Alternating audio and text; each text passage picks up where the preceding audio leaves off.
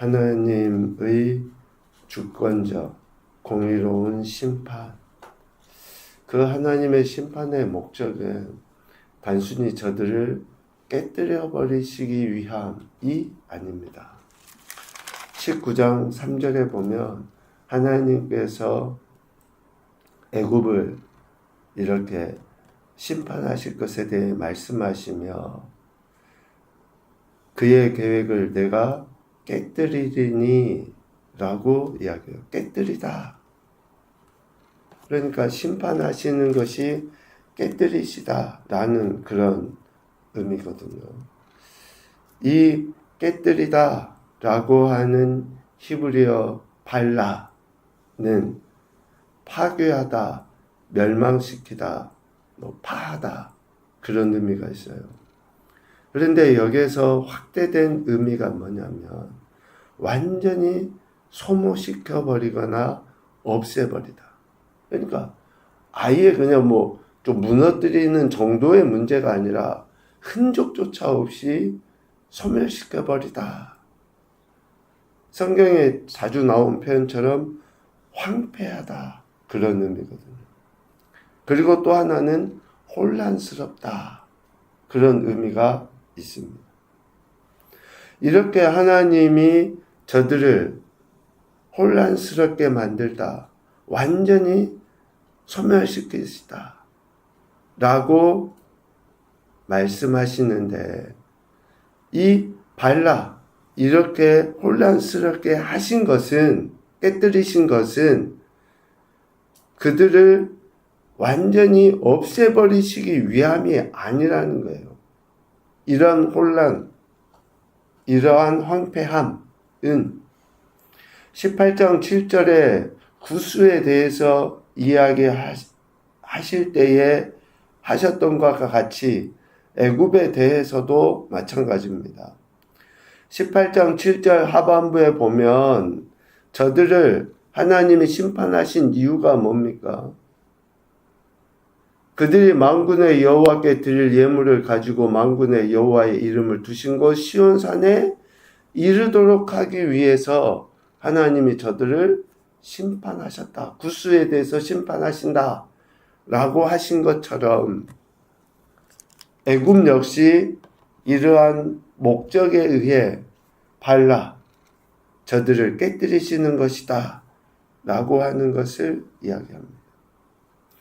하나님이 애굽 사람들에 대해서 이렇게 깨뜨리심으로 인해 그들의 삶은 두려움 자체가 될 뿐이다.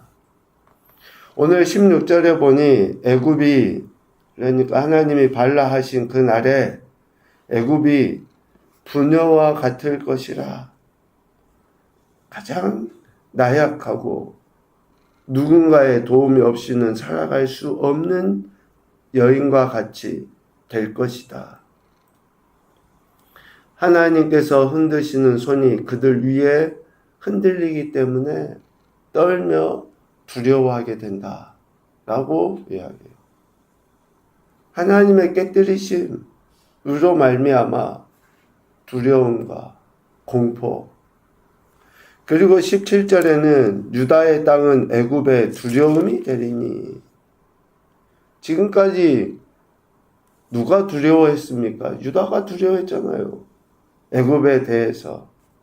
또 다른 주변 나라들에 대해서도 마찬가지입니다. 그런데 하나님이 애굽을 깨뜨리시는 날, 발라하시는 그 날에는 되려 유다 사람들로 말미암아 애굽 사람들이 두려워하는 거예요. 하나님의 손이 그들 위해서 흔들리기 때문에 되려 애굽이 이러한 두려움을 갖게 된다.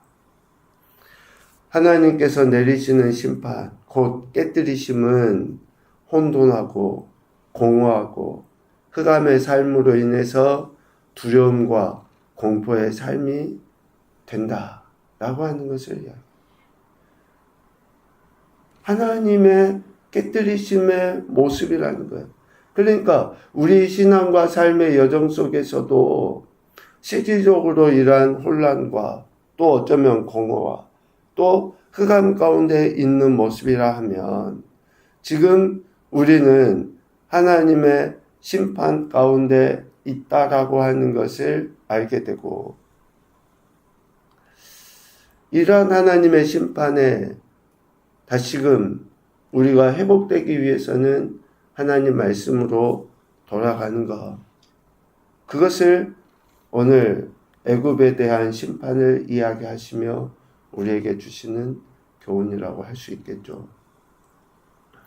이렇게 하나님은 심판을 말씀하시는데 그 심판의 목적은 애굽을 완전히 소멸시켜버리기 위함이 아닙니다. 21절, 22절 말씀에 보면 하나님께서 이전에 구수에 대해서도 하셨던 것처럼 저들이 하나님께 돌아와 예배하고 복을 받을 수 있도록 하기 위함이다. 여호와께서 자기를 애굽에 알게 하시리니, 깨뜨리심으로 하나님을 드러내 보이시잖아요. 그 날에 애굽이 여호와를 알고 제물과 예물을 그에게 드리고 경배할 것이요 여호와께 서원하고 그대로 행하리라. 하나님의 심판의 궁극적인 목적이 바로 그거예요. 다시 저들이 하나님이 주권자이시고 공의로우신 심판자이라고 하는 것을 저들이 알도록 하기 위해서 하나님께서는 저들을 치시는 거죠. 그러면서 22절 애굽을 치실지라도 치시고는 고치실 것이므로 그들이 여호와께로 돌아올 것이라. 여호와께서 그들의 경감을 들으시고 그들을 고쳐주신다. 이게 하나님의 공의로우심이라는 거죠. 이러한 하나님의 공의 심판, 결국 하나님은 애굽 그리고 아수르에 대해서 심판하시죠. 깨뜨리십니다. 그런데 그들이 이스라엘과 더불어 세계 중에 복이 되게 하시기 위해서 깨뜨리시는 거예요. 24절. 곧 하나님께서 그들에게 주시는 복은 어떤 복입니까? 내 백성 애굽이여. 애굽을 내 백성이라고 부르시는, 그러니까 애굽이 하나님의 백성이라고 불리우는 복을 하나님이 깨뜨리심으로 말미암아 다시 회복시켜 주시는 것이고, 내 손으로 지은 아수르여, 하나님께서 손으로 지으신 작품이라고 아수르에 대해서 표현하셔요. 나의 기업 이스라엘이여, 하나님께서 이스라엘을 자신의 기업으로 삼아주시는 복을 허락하시기 위함이죠. 그러니까 실질적으로 하나님이 이렇게 심판하시고 깨뜨리신 이유는 저들이 하나님의 복을 받고 하나님의 백성, 하나님의 기업으로 세워져 가도록 하시기 위함이다. 오늘 우리의 신앙과 삶에도 혹여나 이러한 하나님의 징계, 또 어쩌면 우리 신앙과 삶의 여정 속에 이런 두려움이 있을 때 다시금 하나님의 공의로우심을 우리가 깨닫고 하나님께 돌이키는 이러한 은혜의 시간으로 삼아야 된다라고 하는 것을 보게 되죠. 이러한 하나님의 심판을 하나님은 계속 말씀하시는데, 오늘 이사야 선지자를 통해서 하나님께서 예표로 보여주시는 게 있죠. 징조로 보여주시는 게 있어요. 애굽과 구스에 대해서 하나님이 심판하실 것을 말씀하시는데, 북이스라엘을 멸망시켰던 아수르에 대한 그런 말씀으로 시작을 합니다. 아수르 제국을 다스렸던 사르곤 왕이 군대 장관을 아스돗, 즉 블레셋에 그래서 아스돗을 쳐서 취하던 해에 이사야에게 하나님께서 말씀하신 거예요. 즉 아수르 제국이 최절정의 힘을 자랑하고 있을 그때에 하나님은 이사야 선지자를 통해서 지금 말씀하고 계시는 겁니다. 네 허리에서 배를 끄르고 내 발에서 신을 벗을지니라. 이사야가 그대로 벗은 몸과 벗은 발로 다닙니다. 그것도 3년 동안. 이렇게 3년 동안 벗은 몸과 벗은 발로 다니면서 하나님의 말씀을 순종하는데, 이것은 3절 말미에 애굽과 구스에 대한 징조와 예표다라고 분명하게 이야기해요. 아수르 왕에게 애굽과 구스가 포로로 잡혀서 수치를 당할 것을 나타내 보이죠. 젊은 자나 또 나이 든 자나 할 것 없이 다 벗은 몸, 벗은 발로 볼기까지 드러내면서 이러한 수치스러움을 드러내게 될 것이다 라는 것을 이러한 징조로 나타내 보이죠. 이스라엘이 의지하고 바랐던 구스 아닙니까? 또 자랑했던 그러한 그 애굽 아니에요?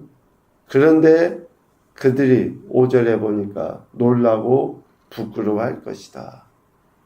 이러한 수치스러운 모습에 의해서 두려움과 그러한 놀이거리가 돼버리는 거죠. 이스라엘의 문제가 뭐였습니까? 구원자이신 하나님을 잊어버린 거예요. 또 이방의 신들을 섬기는 것이 이스라엘의 문제예요. 저들이 하나님을 잊어버리니 구스를, 애굽을 의지하려 한 거 아닙니까?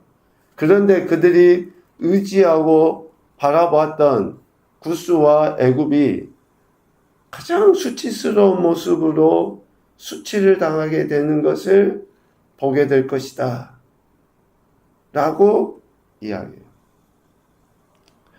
참 안타까운 모습이죠.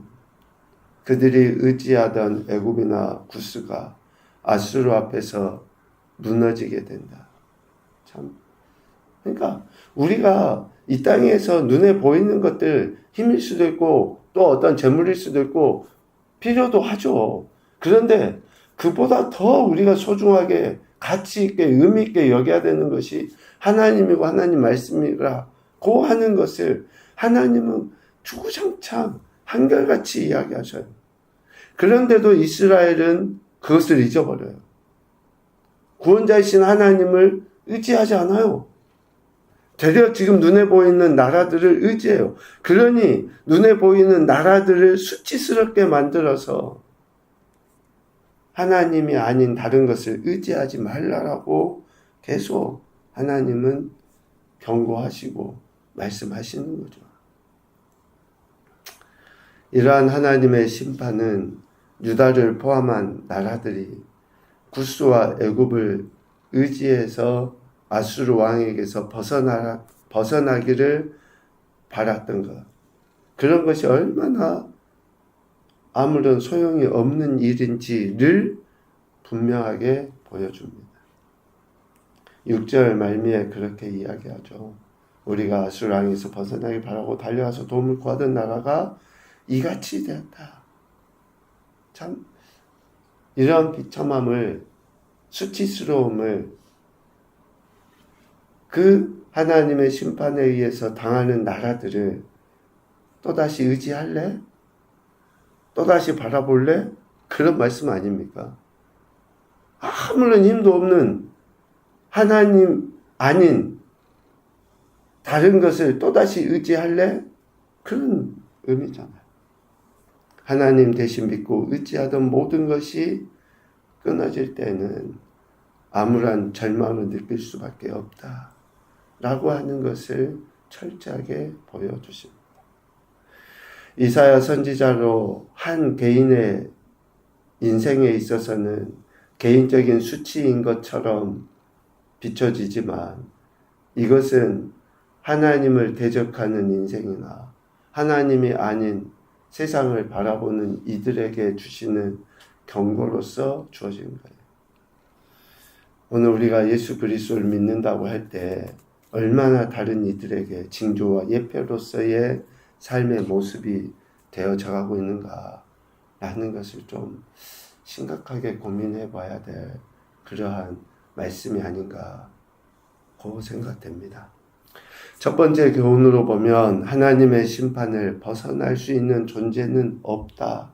아무리 아수르가 강하다 할지라도 이전에 애국과 구스가 아무리 강해서 유다가 이스라엘이 저들을 의지하려고 했다 할지라도 하나님의 심판을 벗어날 수는 없죠. 두 번째, 하나님의 심판은 구원과 회복을 위한 징계이다. 구원과 회복을 위해서 애굽에 대해서 하나님이 깨뜨리셔요. 이전에 구스에 대해서도 하나님이 깨뜨리십니다. 그러나 그들을 깨뜨리신 것은 다시금 저들이 하나님께 나와 예배하고 하나님께 엎드리도록 하기 위해서 하나님이 심판하신 것이라는 거죠. 세 번째, 하나님이 아닌 다른 것을 의지할 때 수치와 두려움을 당하게 된다. 매우 중요한 교훈이라고 생각됩니다. 하나님이 아닌 다른 것을 의지할 때 수치와 두려움을 당하게 됩니다. 우리의 수치가 뭔가? 하나님을 잊어버리고 물질을, 명예를 의지하며 사는 것이 수치라는 것을 다시 한번 생각해 보게 되죠. 하나님의 이러한 말씀들이 오늘 이 시대에 우리의 신앙과 삶에도 여전합니다. 우리가 실질적으로 무엇을 의지하고 살아가는지 다시 한번 우리 자신을 점검해 보며 오늘 한 날 오직 하나님만 바라고 의지함으로 하나님 나라 백성 자녀의 삶을 살아가는 귀한 인생이 되시기를 주님의 이름으로 축복합니다.